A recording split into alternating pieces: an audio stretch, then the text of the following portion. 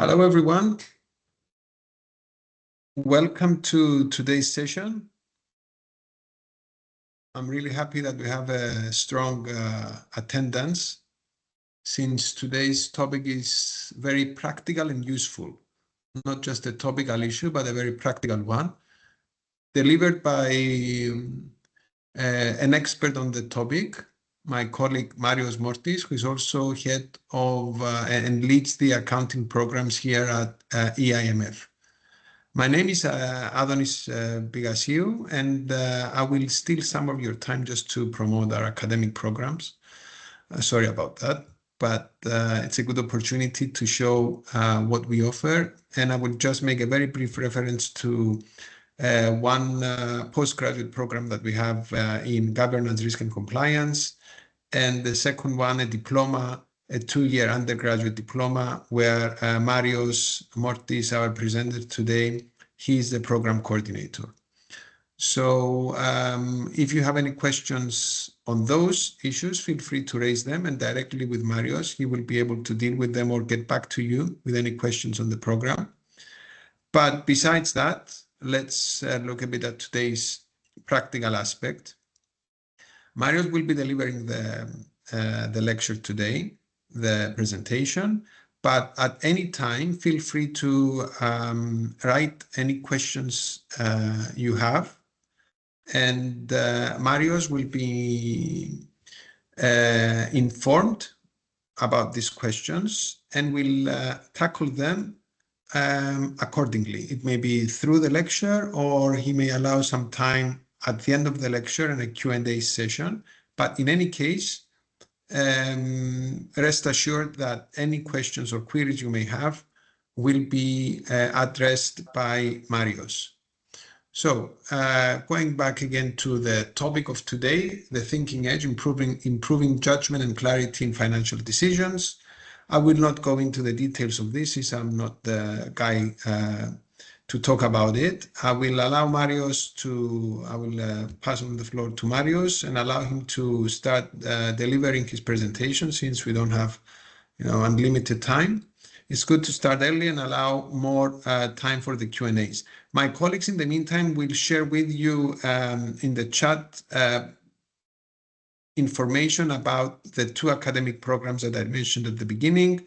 So if you have any questions about that as well, we will be here available to answer them. So that's all from me now. Marios, please, the floor is yours. Thank you, Adonis, for the introduction. You can see my screen, right? Yes, I can see your screen. Definitely, you're sharing it, so no worries about that. Great. Hello, everyone, and welcome. I'm genuinely delighted you are here today with me.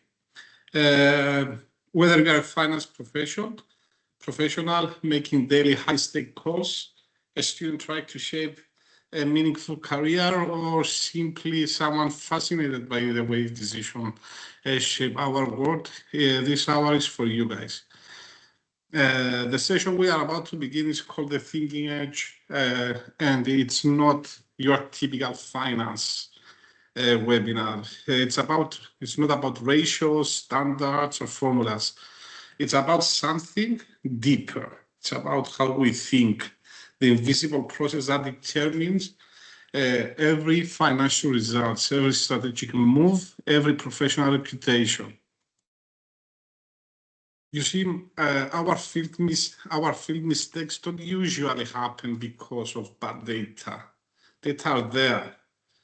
They happen because of bad thinking that looks perfectly rational at the time, because a decision that feels right in the moment slowly drifts off course in the fog of pressure, ego, or the majority of time certainty. That's what we'll explore today, how good minds make poor decisions and how to build the mental discipline that keeps clarity intact when it matters most, guys. Before we dive into what I prepare for you guys, let me tell you where this conversation is coming from. I'm speaking to you today from the Academic School of the European Institute of Management and Finance, the EMF. As you know, and for those who don't know, EMF is one of the leading educational institutions in Cyprus and the wider region, recognized for its excellence in professional and academic education in finance, compliance, risk, governance, and businesses. But what truly defines us isn't just accreditation, but the purpose, our purpose. Our mission is to bridge the knowledge, judgment, technical mastery, and human insights. We believe that success in today's complex financial world doesn't come from knowing more. It comes from thinking better, guys. From understanding not just the rules of the game, but the psychology behind every move we make. Within our academic school, we run several forward-thinking programs designed to prepare the next generation of thinkers and decision-making. One of our flagship qualifications, and one that I personally lead, is the Diploma in Accounting and Financial Management. It's a 2-year, 120 CTS undergraduate level program built for students stepping into their profession with ambition, working professionals who want to deepen and formalize their expertise, and anyone ready to see finance not just as numbers, but as a strategy, judgment, leadership in action, and leadership in action. I have to say what makes the diploma special is its DNA. It's rigorous, yes, but it's also human. We don't just train accountants, we cultivate thinkers, critical thinkers. We don't just teach compliance, we teach clarity in the decision making, because today's finance professional isn't just a calculator of figures, they are a navigator of complexity. And that's what brings us to the thinking edge, our today's topic. This webinar is part of the same philosophy that in a world moving faster than ever, clarity of thought has become the rarest and most valuable skills. Think about it, guys. Think about it. With automated reports, with digitalized workflows, AI crunches data in milliseconds, but no algorithm can tell you when to trust the data. No dashboard can tell you when to pause before deciding. That's your human edge, guys, your thinking edge. So in this session, we are not adding another tool to your professional kit. We are sharpening the tool that drives all the others in your kit, your judgment. We will uncover the thinking traps that even experts fall into. We will study real cases from Société Générale and Bearish banks to Contact and Nokia, not as history lessons, We are not looking for history here, but as mirrors reflecting our own cognitive patterns. And we will work with a structure model, which is called the decision diamond, to strengthen the way you think under pressure, because all of us working under pressure nowadays. So my goal for this webinar is simple: to leave you thinking differently after the completion of this course, to help you recognize the silent biases that shape decisions, to give you tools to question assumptions, and to help you build habits that protect clarity even in chaos. Because the truth is, the future of our profession doesn't belong to those who know the most, but belongs to those who can think the clearest. And this is something that we need to keep. So, welcome again to the Thinking Edge. Take a breath, guys. This hour isn't about memorizing things, it's about awakening awareness.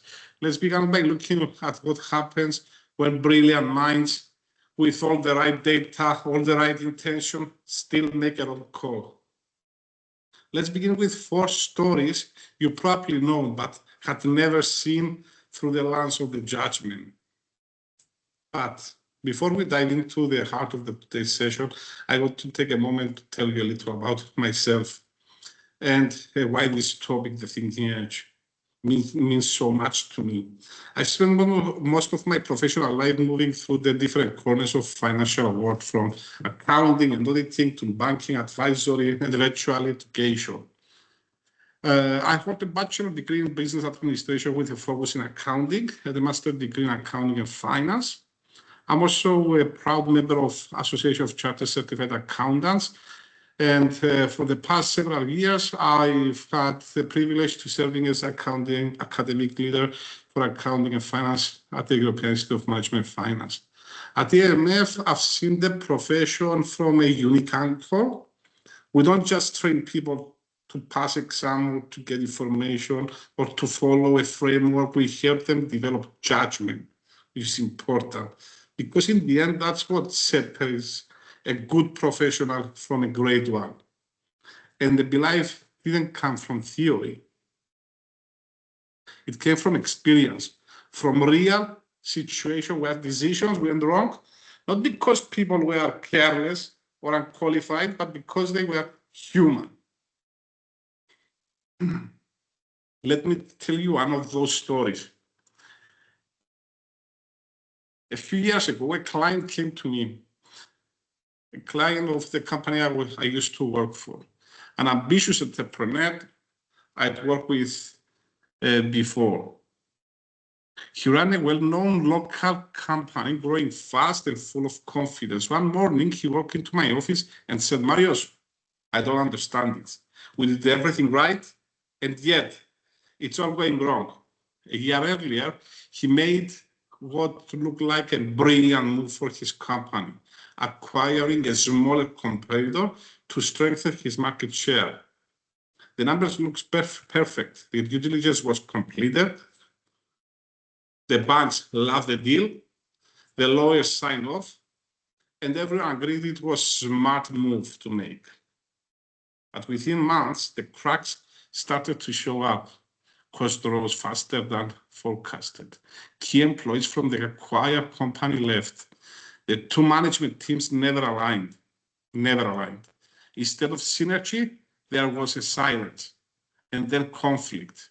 And when we sat together to review what had gone wrong, it became clear that the failure wasn't financial, but it was mental. He had asked the wrong question. His question had been, can we afford this acquisition? Can we afford this acquisition? And the answer, of course, was yes. But the real question should have been, can we integrate this company financially, operationally, and culturally without losing ourselves, without losing who we are? That's where the decision collapsed. As we unpack this case, he paused, looked at me, and said something I will never forget. If I am honest, I think I just wanted to win. I wanted to prove I was right to this decision. And in that moment, I realized something that has stayed with me ever since, guys. Behind every spreadsheet, every model, every forecast, there's human mind at work. A mind that can be brilliant, rational, and well-intentioned, and still biased. He didn't fail because he ignored the numbers. He failed because he trusted them too much, because they confirmed what he already wanted to believe. That experience taught me a lesson that I've seen repeated across boardrooms, audits, and classroom alike. Pressure doesn't always come from deadlines. It comes from agreement. When everyone nods, it feels like clarity, but often it's just collective blindness. That client eventually recovered. He rebuilt smarter and calmer. But that episode changed how I think about decisions.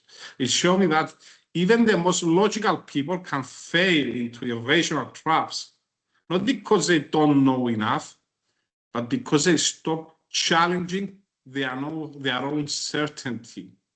And that's what this webinar is really about. It's about eliminating mistake. It's about building clarity, structure, and reflection into the way we think. Because in finance, as in life, every decision leaves a fingerprint of our judgment. And the cleaner the thinking, the clearer the fingerprint, that fingerprint becomes.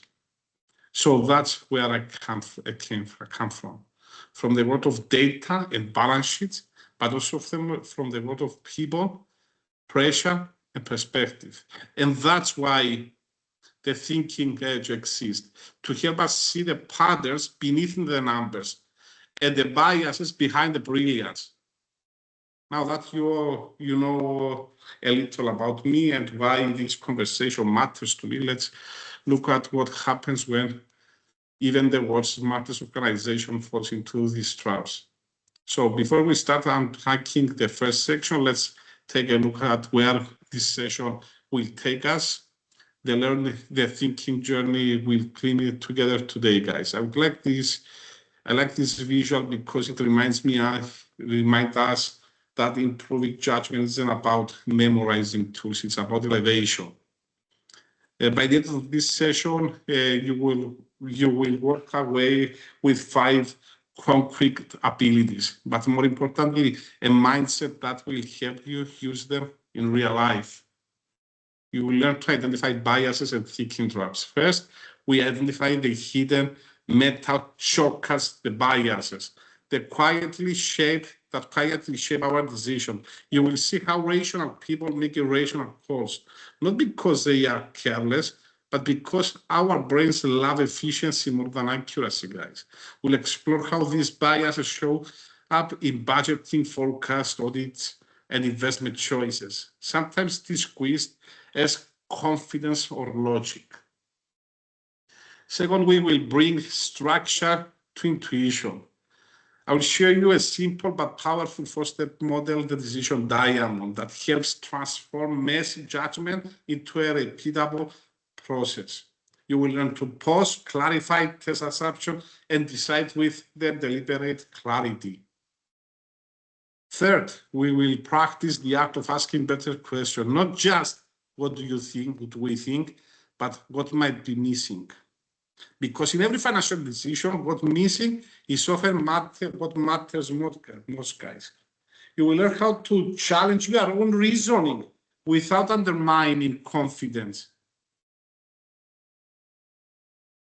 A skill that defines mature financial leadership. Fourth, we'll explore what happens when logic means urgency.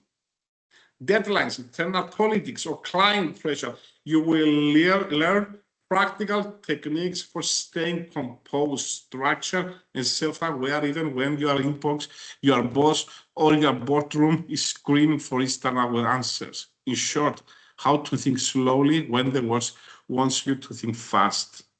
Finally, we will turn insight into habit. We will look at small daily practices that strengthen clarity over time. How to train your thinking muscle, just like any other skill, because good judgment isn't built on a day, it's built in repetition. By the time we reach the top of this mountain, you will only understand how thinking can go wrong, but also how to consciously rewire your process to make it go right. That's what the thinking edge is all about. Sharpening awareness, applying structure, and creating clarity that lasts. Now, that's we know where we are heading. Let's take a quick look at how we will get there, guys. This session is designed like a staircase. Each step builds on the last. We will start with our awareness, the structure, then practice, and finally habit. And just like in finance, each level requires a different kind of thinking, from analytical to reflective, from technical to human.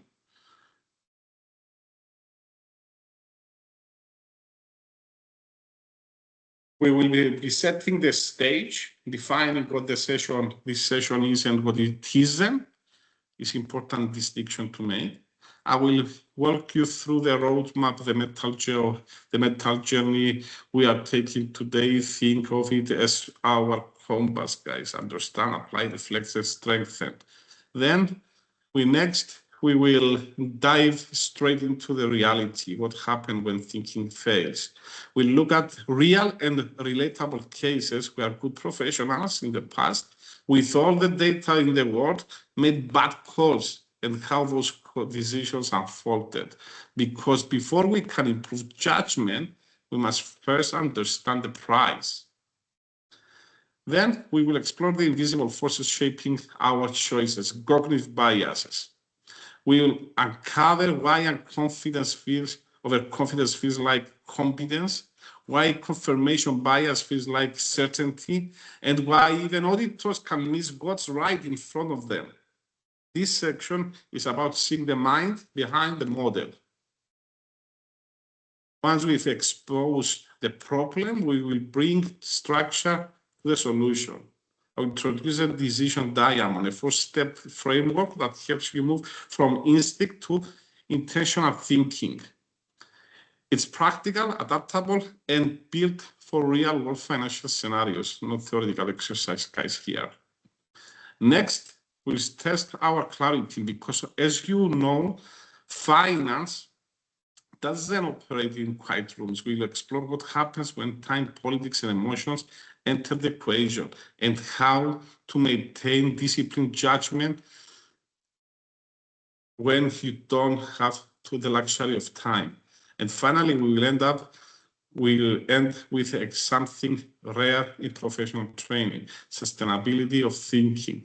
You will learn how to build daily habits that sharpen clarity, reduce mental noise, and strengthen your decision-making reflexes over time.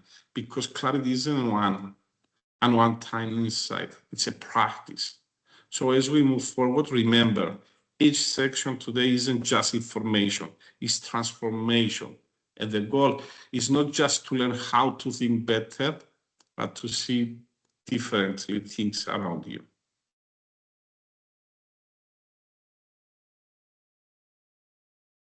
We will begin by setting the stage, defining what this session is and what it isn't.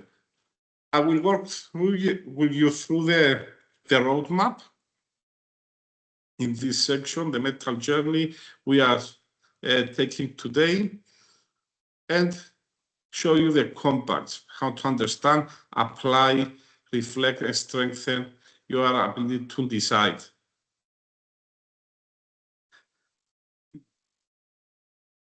Let me take you into another story first. A story that at first might sound familiar because it doesn't start with chaos, it starts with confidence. A few years ago, another client of mine, a well-established company, had just finished what looked like a strong financial year, solid cash flows, decent market share, motivated team. But within 6 months, everything started to slide. Margins tightened, growth vanished, and decision became defensive. They caught me in to mix the numbers. But here's what I discovered. The numbers were not broken, the thinking was. Every decision they made had been logical in isolation, but collectively they form a chain reaction of assumption. They launched a new service because the market seemed ready. They priced aggressively because competitors would surely follow. They ignored early warning signs because the plan just needed more time. When we unpacked it, they realized something powerful. They hadn't made one big mistake. They made dozens of tiny, unchanged ones. That's what makes bad decisions so dangerous. They don't arrive as disaster. They arrive disguised as momentums. And that's the point where I started thinking deeply about what really drives failures in finance. Because if smart, capable peer professionals who understand ratios, models, risks, can still make poor calls, then the real question isn't what went wrong. It's what was happening in their minds when it went wrong. And history gives us the same patterns, moments when intelligence, logic, and pressure combine in just the wrong way.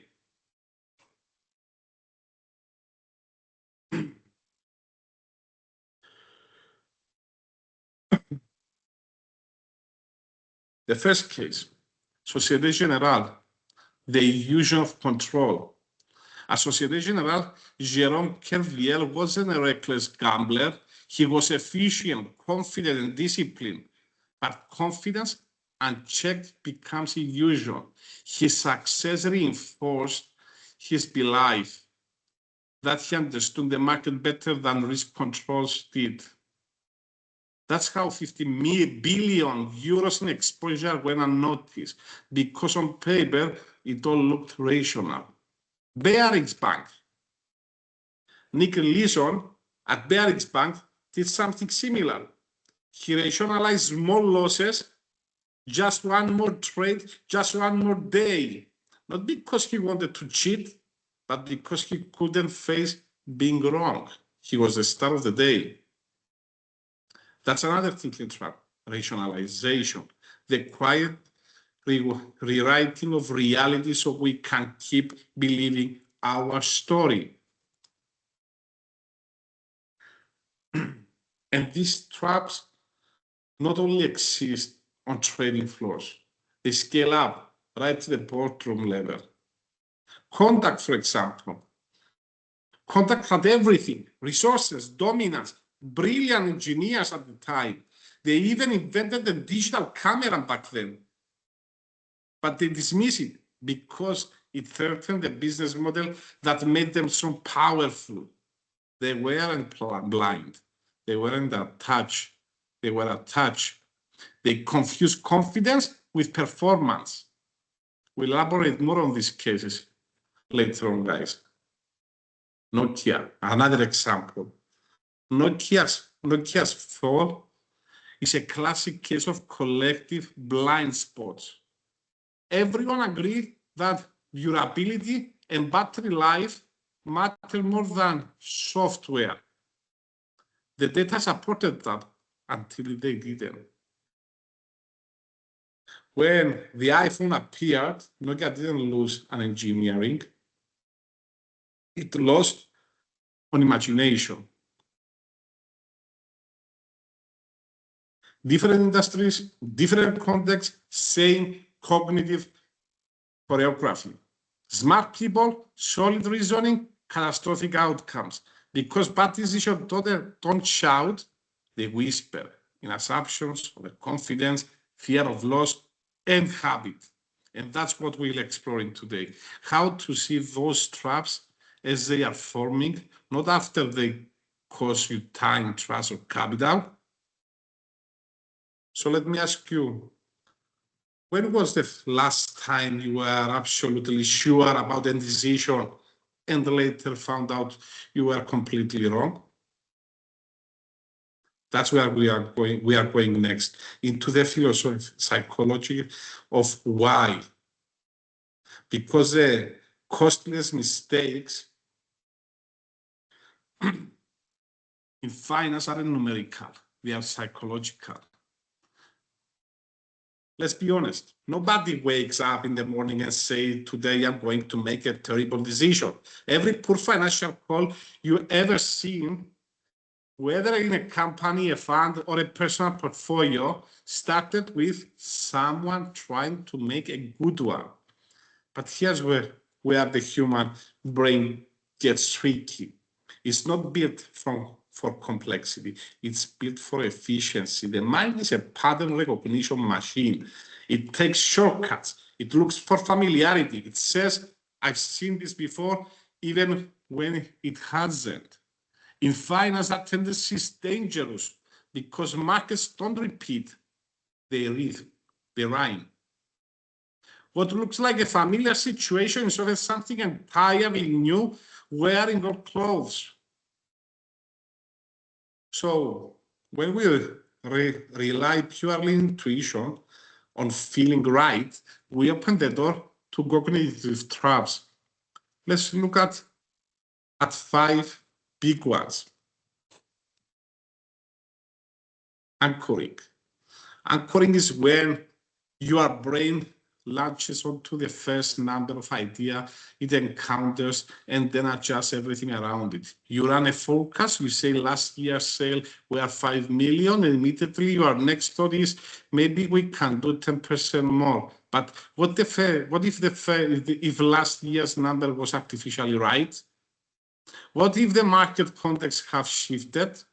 Actually, if it's logical, it's the illusion of reference that can quietly freeze your creativity. Overconfidence bias is one of the most expensive ones in finance. It's that small voice that says, I've been in this industry long enough. I know how this works. That the more experienced we become, the more subtle this bias gets. It disguises itself as professional instinct. And the problem is that having confidence is not realized when it becomes certainty and confirmation bias. Now, this one is classic. And maybe you've seen it a lot in a boardroom. You already have an option. Then you subconsciously filter everything to support it. You say, let's gather data. But what you really mean is, let's find data that agrees with me. Confirmation bias is the silent killer of innovation because it rewards comfort over curiosity. Then we have the sunk cost fallacy, continuing a bad project just because we've already invested in it.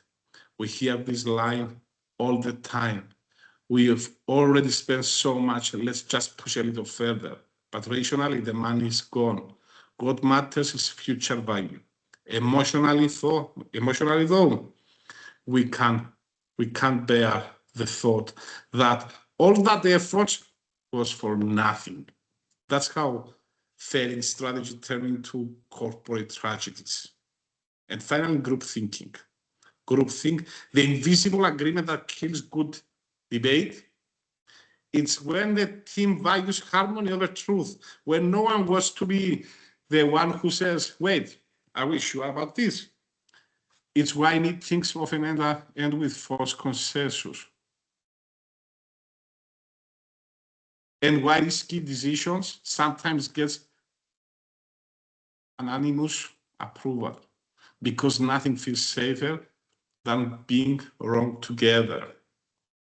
Now, you might be thinking, Marius, these are psychological concepts. What do they have to do with accounting and finance? My answer is simple. Everything, guys. Because financial decisions don't happen in Excel. They happen inside minds, forecasts, audits, valuation, investment strategies. All of them are the results of reasoning under uncertainty. When an auditor overlooks a red flag, when a CFO doubles down on a project, when a team overestimates a market, it's rarely about the numbers, it's about the perception. The problem isn't that we don't know what to think, it's that we rarely stop to examine how we are thinking. And that's a skill. This entire session is about developing awareness before analysis. Because once you learn to catch yourself inside that traps, you don't just make better financial decisions, you become calmer, sharper, and infinitely harder to mislead. What this session is and is not. Let's take a moment to get really clear what today is and what it isn't.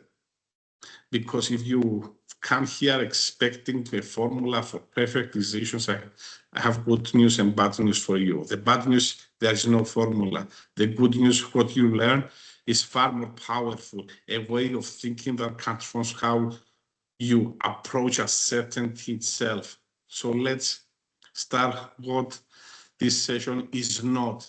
It's not another technical training on financial models or valuation methods. We are there. It's not about being right at all times. It's not about avoiding mistakes or memorizing the so-called 10 rules for better decisions, because in truth, even the best frameworks fail when the mind using them is cluttered. And this session is definitely not about criticizing others' failure. I don't I don't want you to sit here thinking, whoa, contact really blew it, or Bearing shouldn't know better. I want you to think, where might my own reasoning work like that without me noticing? Because real growth starts with when we stop analyzing others and start auditing ourselves. So what is this lesson? This lesson is about strengthening your mental framework, the part of your mind that sits between information and action. It's about recognizing when your reasoning starts to drift, when pressure, ego, or habit begin to steer your decision-making subtly off course. It's about learning to catch yourself in real time, that half-second moment when your instinct says, go left, and your awareness whispers, wait, check your assumption first. Today, we will explore tools that help you slow down thinking without losing speed and improve judgment without becoming hesitant. You will learn how to think with structure, even when things feel chaotic, how to bring clarity into conversation where everyone else is defending options, but they are a deeper layer. This is also about identity, about who you become as a decision maker. Because in finance, your reputation isn't built on how many correct answers you give. It's built on the quality of your judgment, when the data is incomplete, when time is short, and when everyone looking to you for direction. That's the moment where real leadership lives in the discipline of thought. So today, think of this as a mental gym. You will exercise awareness, flexibility, and clarity. You will challenge automatic thinking. And yes, you might even discover that your brain occasionally betrays your logic. But don't worry, this is part of the process. If you walk away from this not with answers, but with better questions, I've done my job here. Because good question builds judgment. Good judgment builds clarity, and clarity builds trust in yourself, your team, and your financial decisions. So with that mindset, let's talk about why all this matters so much today. Why professional judgment has become not just a skill, but a strategic advantage.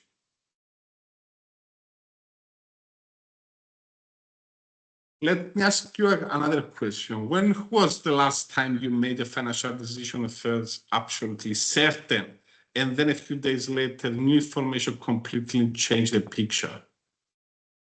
Yeah, it happens, and it happens to all of us, guys. And here's why that happens more often now than ever before. The modern financial environment has changed the rhythm of decision making. We are surrounded by data, dashboard analytics, reports, models, forecasts, an ocean of information, but data doesn't equal clarity. In fact, more data often means more noise. You open your screen in the morning, and there's a flood of metrics, performance ratio, client updates, compliance alerts, ESG scores, AI outputs, and your brain starts to racing before you even had your coffee. We built an economy of information, but not necessarily of insight. And this is where professional judgment comes in. Judgment is the ability to navigate ambiguity when information isn't enough. It's a muscle that connects numbers to meaning. Anyone can analyze data, but not everyone can interpret it with context, ethic, and foresight. And let's be honest, it's getting harder to do that. The pressure to decide fast is immense. In corporate settings, we've rewarded for speed, not reflection. In financial team, we measure output, not thought quality. And when time, politics, expectation collide, that's when the smartest minds make their most expensive mistake. Let's share a simple truth from my years in the field. No spreadsheet even close caused a scandal. People did. Every financial crisis, every audit failure, every collapse, they all started with judgment that looked confident but wasn't clear. See, 20 years ago, our value as professionals came from knowledge. We knew things others didn't. Today, everyone can Google knowledge in seconds. The differentiator now isn't what you know, it's how you think. Machines can process information faster, but they can't read nouns. They can't sense ethical tensions. They can't interpret silence in a meeting or hesitation in a client's tone. That's judgment. And that's where we as humans in finance still have an edge. Ironically, the more digital our profession becomes, the more human clarity matters. AI can flag anomalies, but it can't tell you which ones actually matter to your client. Automation can optimize reports, but it can't decide which trade-offs align with your organization integrity. Professional judgment is becoming the next risk control, not just a personal skill, but an organizational safeguards. And yet, it's under siege. Every year, decision makers face more pressure, more data, and less time. The danger isn't that we'll make bad choices, it's that we stop thinking deeply before making them.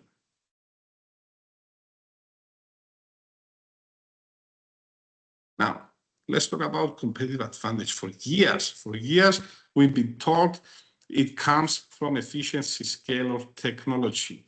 But here's the new reality. In today's financial world, everyone has technology, everyone has access to data, analytics, AI. So what separates the excellent from the average now? What truly gives you an edge is the quality of your judgment under complexity. And I've seen this again and again across industry, across roles. Two professionals can look at the same report, the same ratios, the same risk indicators, and one of them will see nothing special while the other spots a pattern that changes the whole strategy. Same data, different level of thinking. That's the edge. So 3 shifts defining a new financial landscape from innovation, from information to interpretation. First, the shift from information to interpretation. Information used to be power. Now information is everywhere. Interpretation, making sense of the noise, that's a new power. Think about your client, your executives, your team. They are all swimming in data. They don't need more reports. They need insight. Second, the shift from accuracy to adaptability. We've used to celebrate precision, perfect reconciliation, flawless focus, but precision in a volatile environment can be a trap.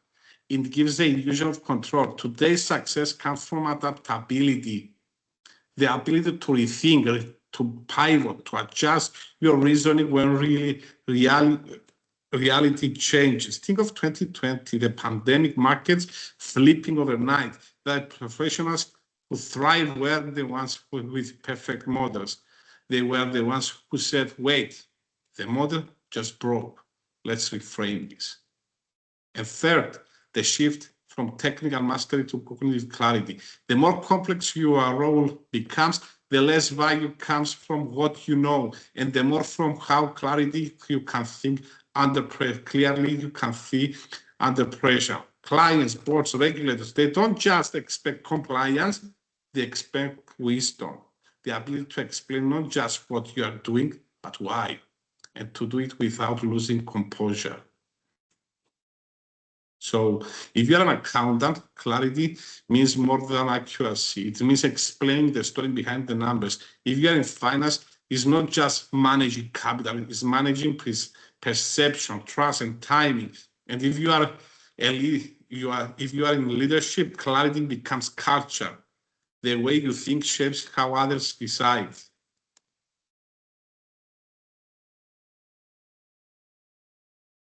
So far, we've talked about what happens when thinking fails and why judgment matters more than ever. Now let's get practical. How do we actually train the mind? How we actually this powerful tool to make better financial decisions, not just once, but consistently? The answer is right here. 4 simple but powerful stages. Think of them as mental discipline you can revisit over and over again. Understand. It all begins with understanding. And by understanding, I don't mean technical comprehension, I mean awareness. This is a moment you step back and ask, what's really shaping my decision right now? Is it logic or is it comfort, pressure, or habit? Understanding means shining the light on invisible forces, bias, groupthink, assumptions, the patterns we saw earlier. So before you run to your next forecast, next audits, next negotiation, ask yourself, what I am assuming here without realizing it? The question alone can save you from 80% of the decision traps. Apply, turning an awareness into action. But awareness without application is like theory without practice. So the second stage is that application. Here you take what you know about biases and pressure, and you start using structure to think more clearly. This is where the decision diamond framework, which we will see next, comes in. It gives you a repeatable method to test your reasoning, evaluate alternative, and decide with structure. The goal isn't to slow you down, it's to make you think, deliberate. The third stage is to reflect. This is where growth happens, in hindsight, not in theory. After every key decision, whether it worked or not, take 5 minutes to reflect. Ask, what did I miss? What assumption turned out false here? Where did I rush? You see, most people think experience automatically creates wisdom, but experience only teaches you when it reflected upon. Two professionals can have 10 years of work. One has 10 years of growth, and the other just lived the same year 10 times, guys. And finally, strengthen.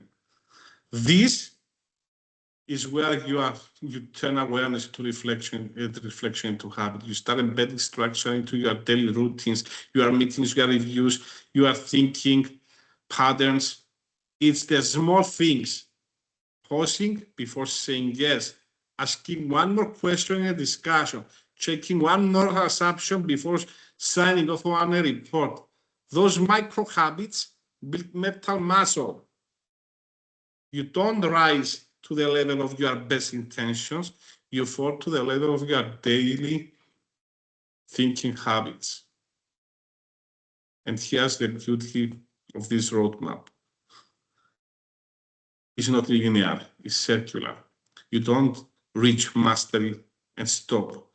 You keep looping back, understand, apply, reflect, strengthen. Every decision, every project, every challenge. Each cycle makes you thinking a bit clearer, your reaction a bit calmer, your awareness a bit faster. Because mastery isn't a point, it's a pattern. And when you train that pattern consistently, something powerful happens. You start recognizing faulty thinking in real time. You catch it before it costs you.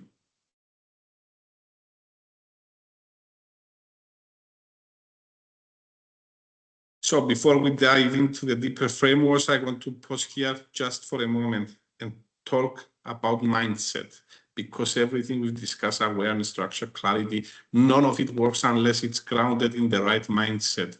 And that's what I call the thinking age contract. Not a legal contract, not something you sign, but something you commit internally every time you make a decision. It begins with awareness. Awareness that your brain,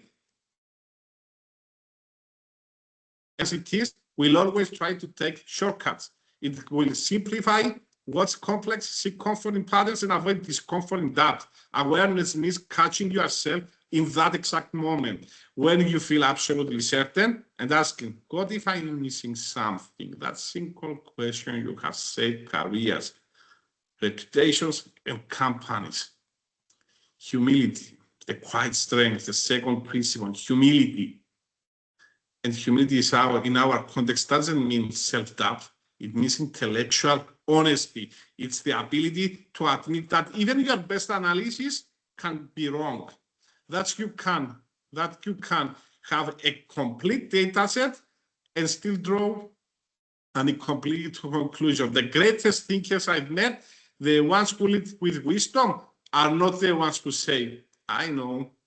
They are the ones who say, let's test that. It finds us humility isn't weakness. It's a risk control. Curiosity, the catalyst of clarity. Then comes curiosity, the courage to ask questions that others avoid because they might sound basically convenient at the time. Curiosity is what turns numbers into narratives. It's what makes you look beyond the financial ratio and ask, what story is this data actually telling me? In many boardrooms, people think curiosity slows things down. In truth, curiosity prevents million-euro mistakes. It's how you catch what others miss. Now, this next one, courage might be the hardest. Because in financial environments, courage doesn't look like taking wild risks. It looks like speaking up when something doesn't feel right. It's saying, I know the numbers look good, but something here doesn't align. It's holding your ground when everyone else wants the shortcut. Courage is the bridge between judgment and integrity. It's what transforms clarity into action. And sometimes courage is quiet. It's the decision not to follow the crowd. And finally, clarity. Clarity is the outcome of all the other principles combined. Awareness gives you perception. Humility gives you perspective. Curiosity gives you insight. Courage gives you action. Together, they create clarity, the ability to see things as they are, not as you wish them to be. Clarity is calming chaos. It's confidence without arrogance.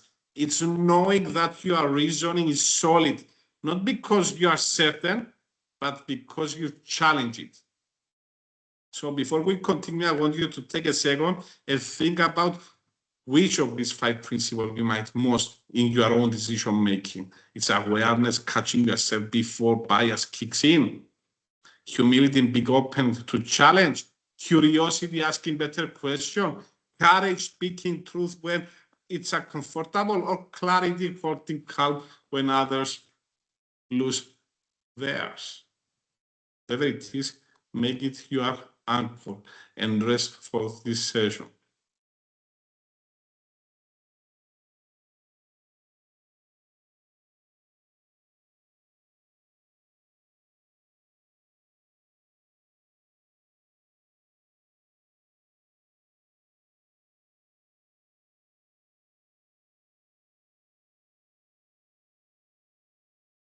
So, when organizations fail, people often say, we didn't see it coming, but that's almost never true. Someone always saw it. They just weren't heard. The truth is, poor thinking doesn't look chaotic. It looks reasonable. It wears the language of professionalism, the note of confidence, the tone of confidence, and the form of presented. That's what makes it's so dangerous. Every collapse, whether it's financial institution, a strategy gone wrong, or a corporate scandal begins with a logical decision made by intelligent people following what they believe were the right steps. So why do smart people make such poor decisions? Because flawed thinking feels rational. That's the tragedy of judgment. The mind can justify anything when emotion and ego wear the mask of a logic. The cost of poor thinking isn't always financial. Sometimes it's cultural, when the fear kills challenge. Sometimes it's reputational, when overconfidence breeds error. And sometimes it's moral, when silence feels safer than truth. In this section, we will walk through some of the most telling stories of modern business, not to criticize, but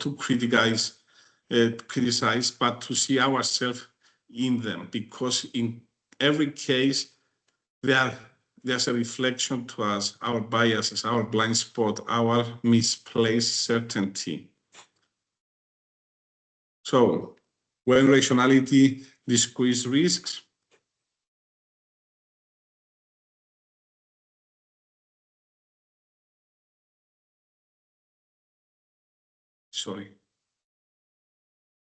the illusion of control is perhaps the most sophisticated form of self-deception. It's a belief that because we can measure risk, we can manage it, that understanding equals mastery. The illusion grows in environments where data and models reign supreme.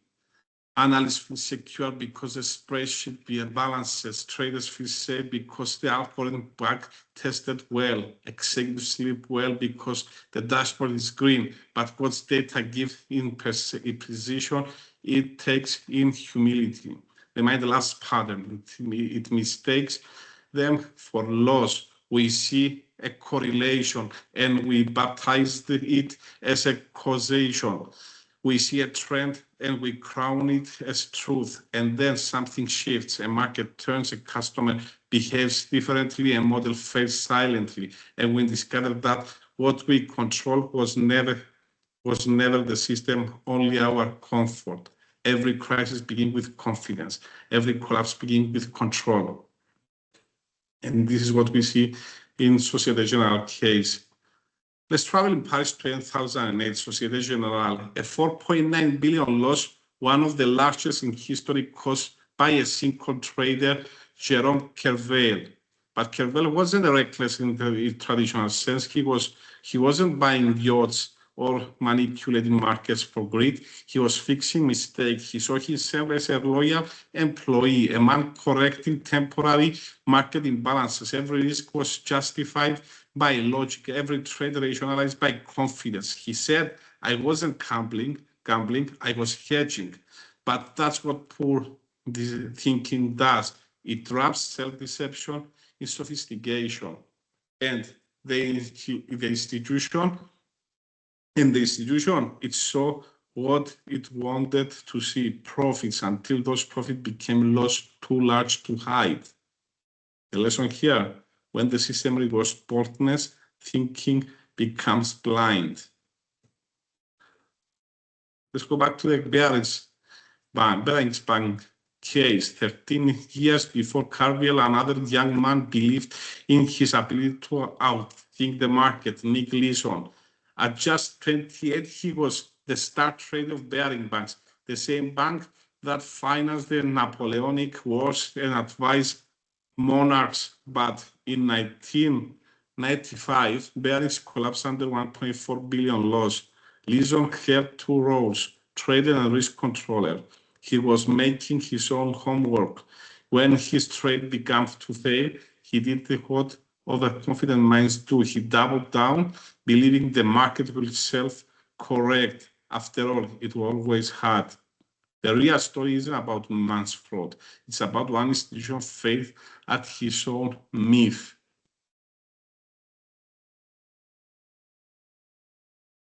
Conduct. Now, let's shift from finance to innovation, from Barings overconfidence to conduct comfort. In 1975, a young contact engineer built the first digital camera. A camera without film was not just a bad product idea, it was a corporate suicide. So they buried the invention. And in doing so, they buried their future. By 2012, Kodak filed for bankruptcy. The same company that invented digital photography was destroyed by it because they refused to innovate. This wasn't a failure of technology, it was a failure of imagination. Comfort is the enemy of progress. Nokia. If Kodak story was about comfort, Nokia was about speed. The illusion that moving fast means thinking well.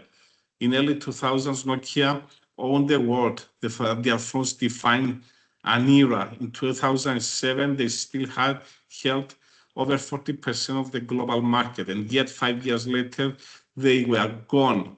When Apple and Android entered, Nokia's engineers saw the risk. They even had touchscreen prototypes ready, but the leadership froze. Internal politics silence innovation. Managers fear being the ones to challenge your strategy. They knew what was coming, but the culture punished the truth.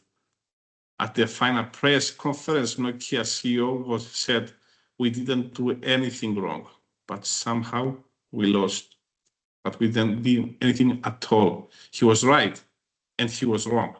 They didn't make one big wrong decision. They made hundreds of small, safe ones, and those were far more dangerous. Now let's look at the hood now. What's actually driving this collapse of judgment? These stories, conduct, Societe Generale, Brearix Bank may seem different, but they are powered by the same mental engines: bias, emotion, and ego. As we said, we have the anchoring bias. The first number you see, the first forecast, the first valuation sticks. Even when you know it's outdated, your mind orbits around it. Overconfidence, the more experience we gain, the more we mistake memory for mastery. And in finance, where results can validate lack, overconfidence is quite epidemic. Confirmation bias, the classic one. We seek data that confirms our beliefs and ignore what contradicts them. Sunk cost fallacy.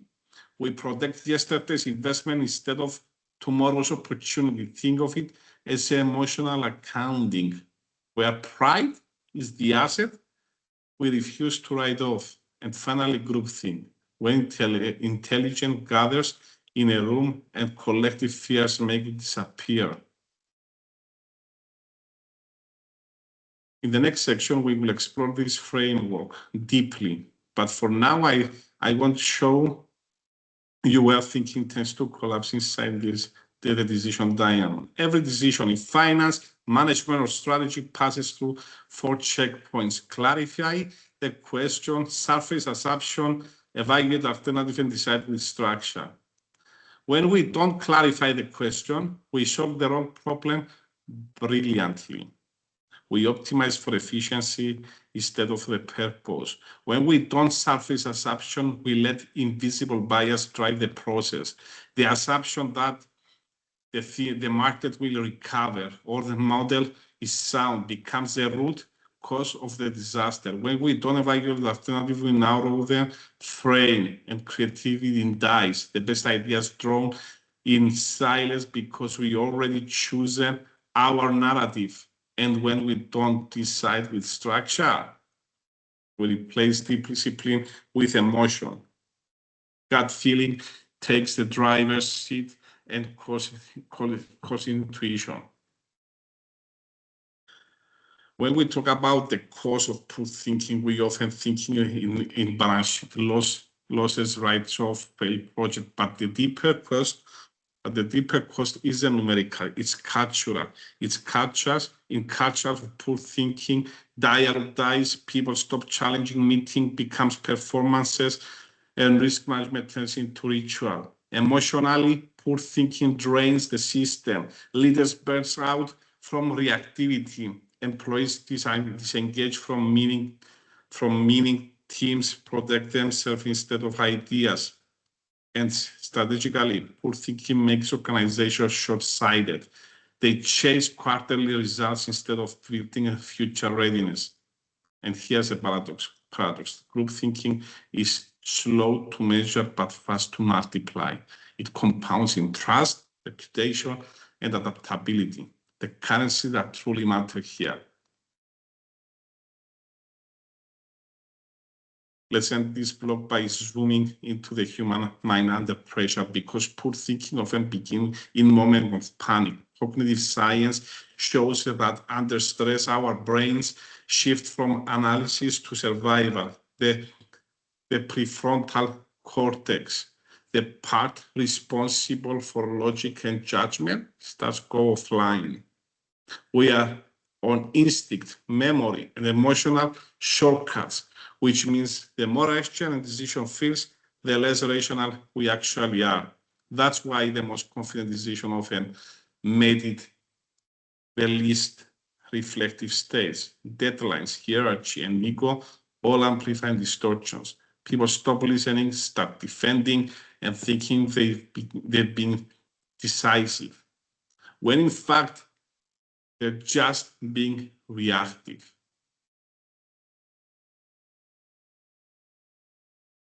I have the case of Blockbuster and BlackBerry. Two companies, two industries, same thinking trap.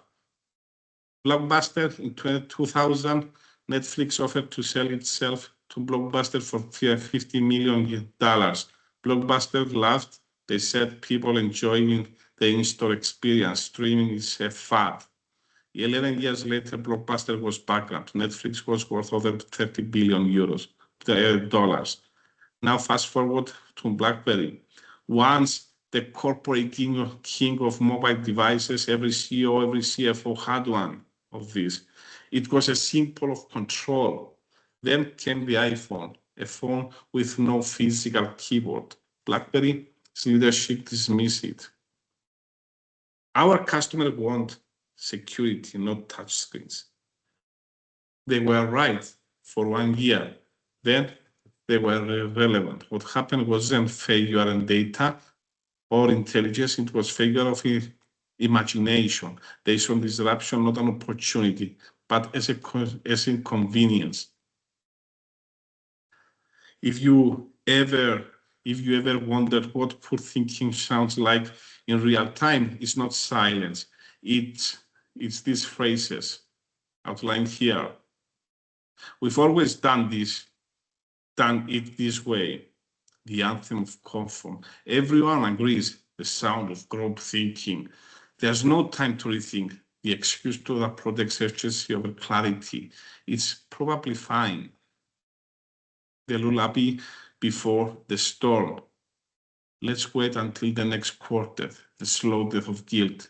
These phrases are early warning indicators not of failure itself, but of its psychology.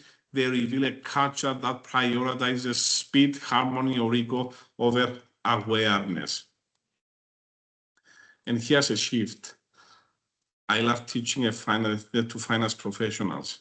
Stop treating mistakes as punishment. Start treating them as tuition. Every decision carries a lesson, but only if we are willing to look. The best organizations don't just analyze success, they dissect it. The whole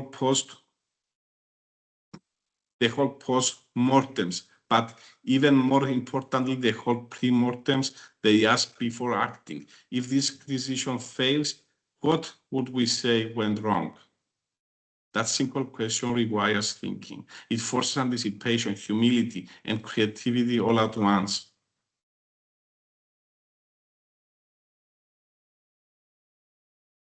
If poor thinking spreads through culture, then so much better thinking. Culture, after all, is nothing more than shared mental habits. It's what people do when no one's watching. The visible code of how one organization thinks. Great culture builds safe frictions. They make disagreement a sign of engagement, not defiance. In those environments, people can say, I'm not sure I agree without fear. That's not disloyalty, that's professionalism. Reward curiosity, not just compliance, and systematize reflection. End meetings with one question. What assumption did we make today?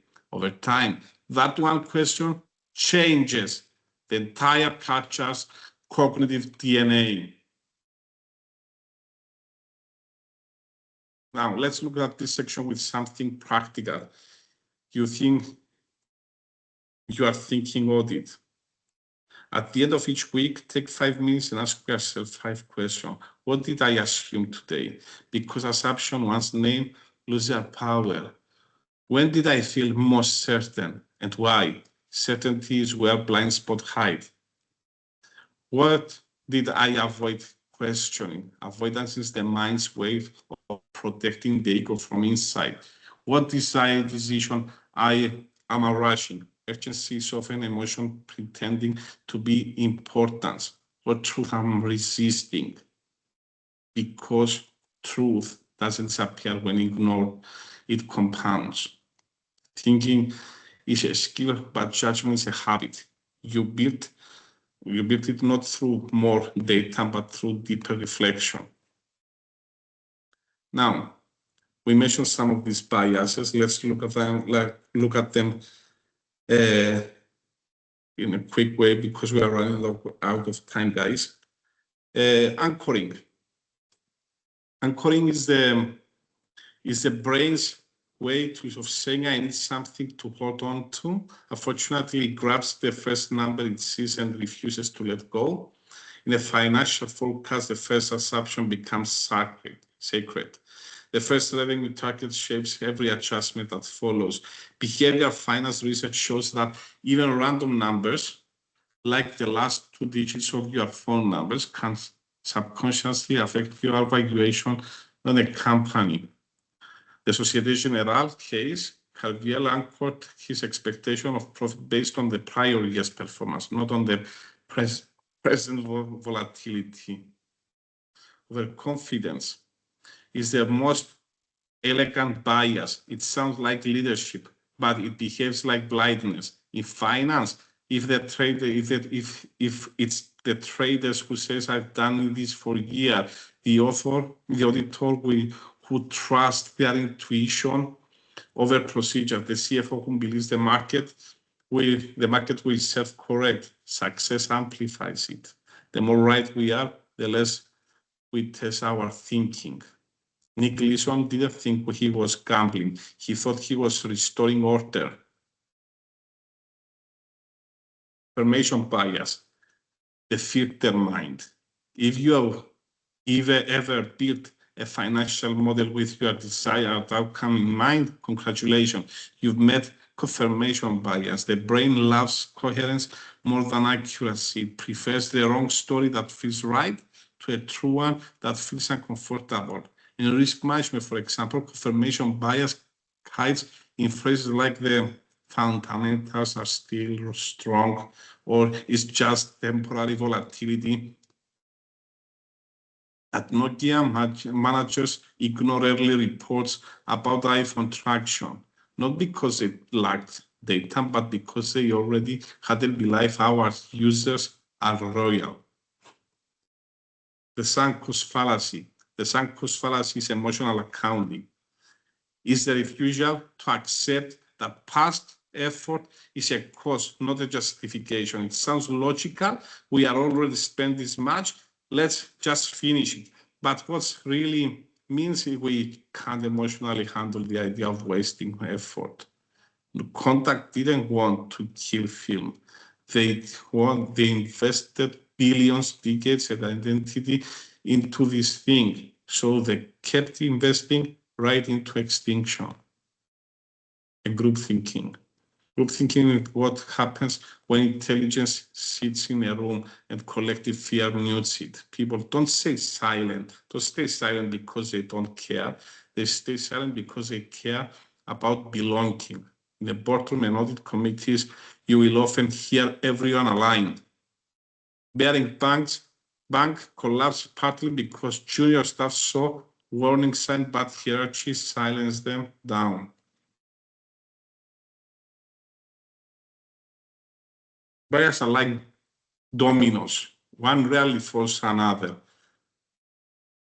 Overconfidence fuels confidence confirmation bias. Anchoring reinforces the sunk cost. Group thinking magnifies all others. Every poor decision is a change, not a moment. And this is what the one brings the other. And this is something that we always need to have in mind. Let's keep this, guys, because we are running out of time. The diamond framework. Let's begin with an honest confession. For years, I believed a good judgment was instinct, that the best professional just knew But what I learned sitting in those boardrooms, audits, and strategy tables across my career is that intuition is fast and bias is faster. The brain was built for survival, not for spreadsheet. It evolved to make snap judgments, fight, flee, or freeze, not forecast, finance, or finalize. Which means that the smarter and busier we are, the more likely our minds default to shortcut squeezes confidence. In high-stake finance, that's dangerous because every spreadsheet, every analyst is filtered through the speed of our certainty. Structure then becomes our only form of protection. It's not bureaucracy, it's discipline. It's the moment we insert a conscious pause between the stimulus and the response. I call that pause the breathing space of truth. Let's keep this. These are the 4 edges of the diamond. Let's step inside the diamond itself. It has 4 edges, 4 disciplines that together form the architecture of clarity. The first is the clarity is to clarify the question. Every disaster I ever analyzed, guys, in my career began with people solving their own problem brilliantly. Contact us, how do we sell more film? When the real question was, how do we preserve memories in a changing world? The second edge is to surface the assumption. Every financial model is built on assumptions about markets, people, and probabilities, yet we rarely audit them. At Societe Generale, for example, the assumption was that system worked until they didn't.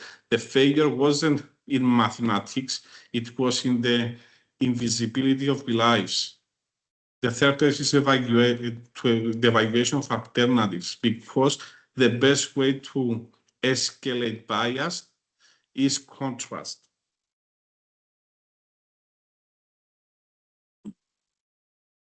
More options equal more wisdom. When Blockbuster rejected Netflix offer, they saw only one model, retail rentals. They've got at the time. They never ask, what if our customers change faster than we do? And finally, decide with structure. This is where courage meets discipline, and decision without structure is emotion in a suit. Structured decision making doesn't kill intuition, it refines it.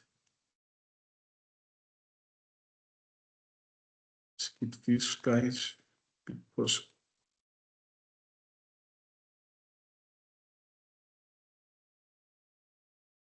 let's move to the next section. We exceed our time. Apologies for this, guys.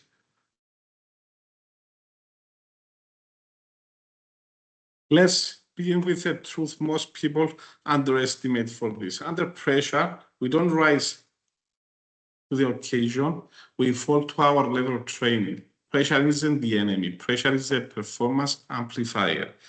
It helps to magnify whatever thinking habits we already have. When stress hits, the amygdala of the brain, your emotional alarm center, or your brain takes over from the prefrontal cortex, where rational thoughts lives. Your brain literally reroutes energy away from logic to survival. You stop analyzing, you start reaching. That's why experienced professional auditors, CFOs, crisis managers look calm under fire. It's not that they feel less, it's that they've trained their brain to separate emotions from execution. Pressure management is a mental skill, not a personality trait.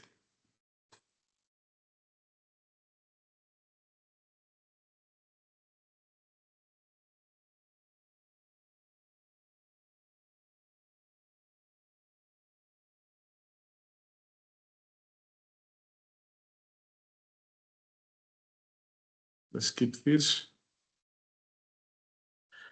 Unlike Aviation, pressure in finance rarely, unlike any other profession, pressure in finance rarely comes with alarms or flagship lights. It comes with silence. The meeting room looks calm, but inside everyone's heart rate is rising. I once worked with a CFO in my career, brilliant, respected, composed. He was leading an emergency board meeting during a liquidity crisis for the company.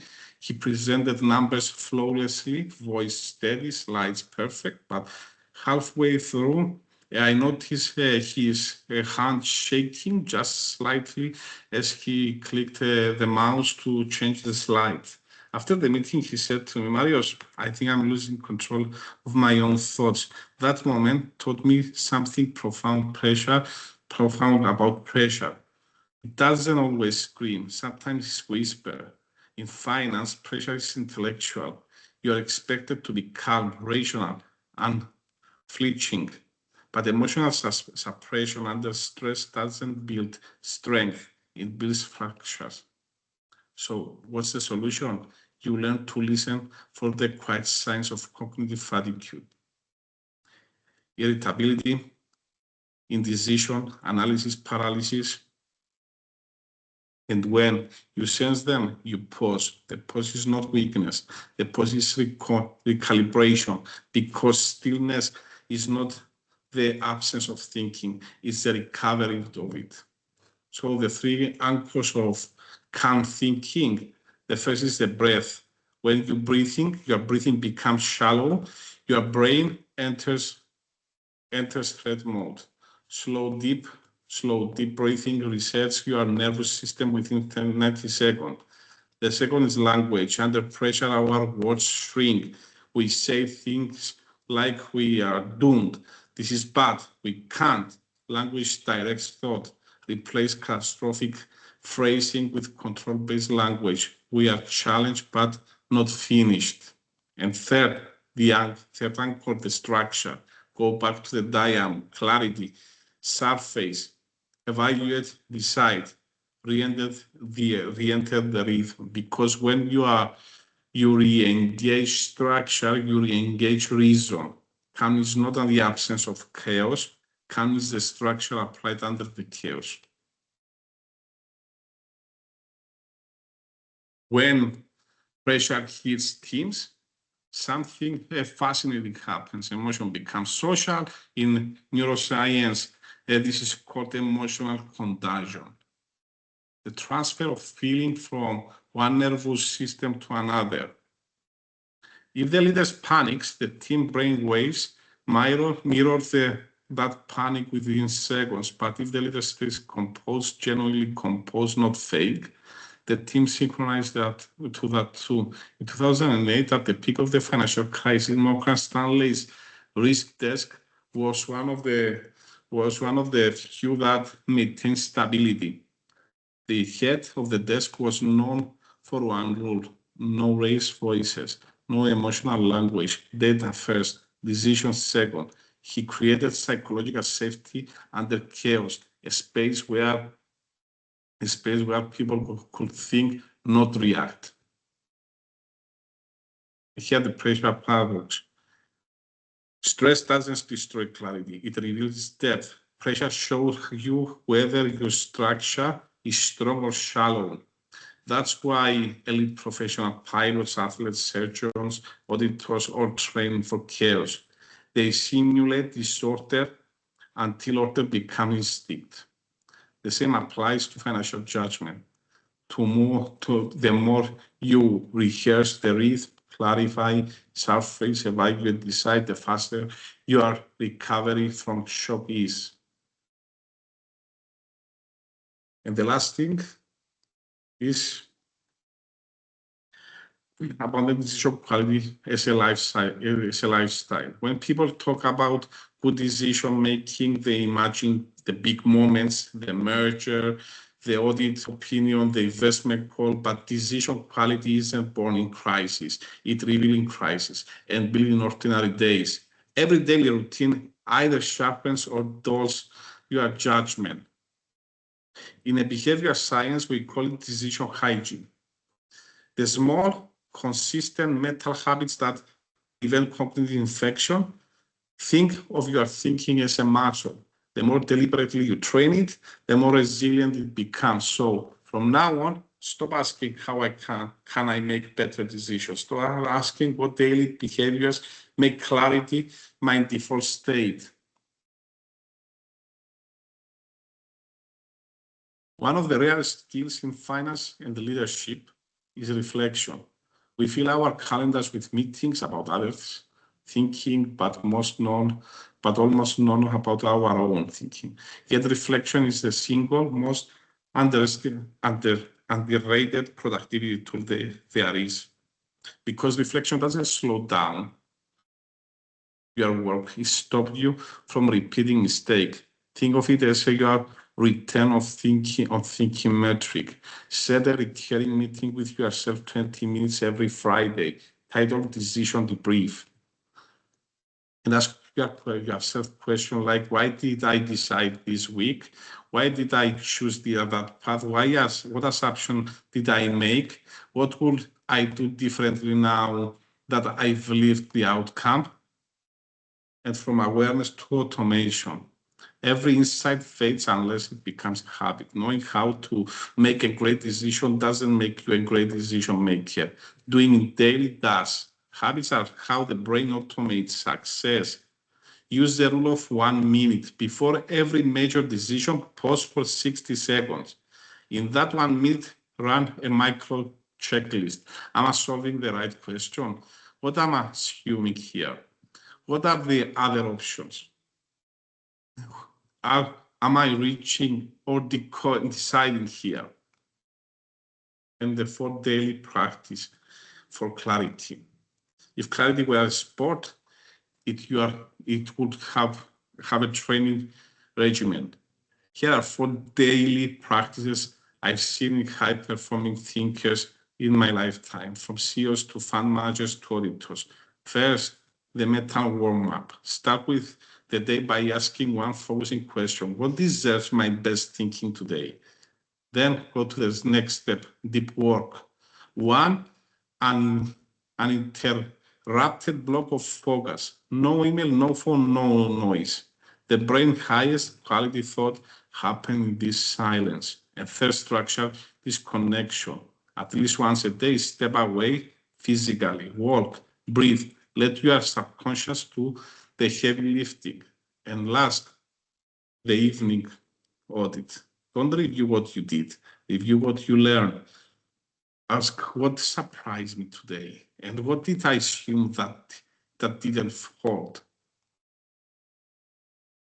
The culture of consistent thinking. Now, let's clear up from individual habits to team culture. In most organizations, people talk about operational discipline, deadlines, meetings, reports.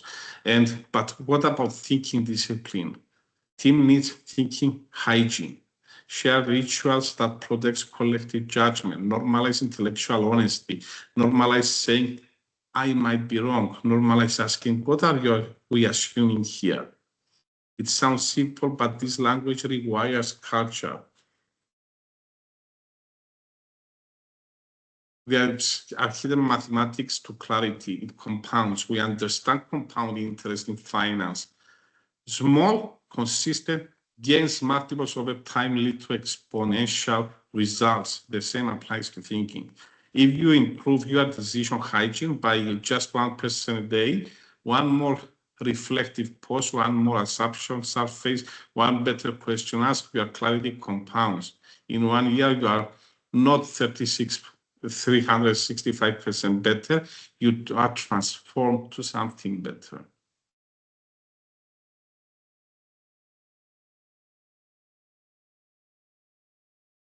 Now, we travel a long way together, guys. Today, I exceed my time, I know. From the midst of true thinking to the discipline of the decision time diamond, from the head of the pressure to the cool rhythm of daily clarity. Before we open the floor for questions, I want to leave you with 3 thoughts that the kind that stay after the slide fade. First, every good question you ask yourself after today is a continuation of this session. The goal was never to give you formulas. It was to help you see your own thinking with cleaner eyes. The second, the diamond is not simply it's not something to apply. It's something to inhabit. When you catch yourself pausing before reacting, surfacing a hidden assumption, clarity, or calmly reframing a tense discussion, that's a diamond breathing through your mind. And third, clarity is not the absence of uncertainty. It's the courage to stay present inside this situation. In the coming days, you will go back to the numbers, clients, reports, and decisions that matter. But I hope you carry with you this very important truth. Your mind is your most valuable financial instrument. Maintain it with the same rigor you maintain with the ledgers. So ask yourself tonight, what bias do I make most often? What structure helped me stay composed? What ritual I built tomorrow morning to train my thinking muscle? Because clarity once practiced compounds like a trust. Thank you, guys. Thank you very much, guys.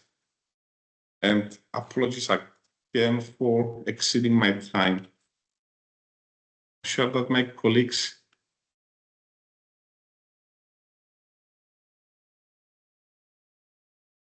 still here.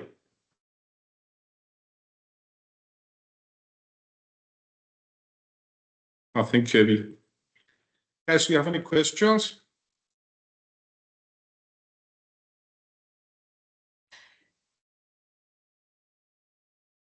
Hello, Marius. It's a great presentation. Thank you very much. I apologize, everyone, for being late. I think we do have a few questions, but since the time is limited, let's see just one. So one participant said, sometimes we know the right structure, but under pressure we skip steps. What's your personal trick for catching yourself before that happens?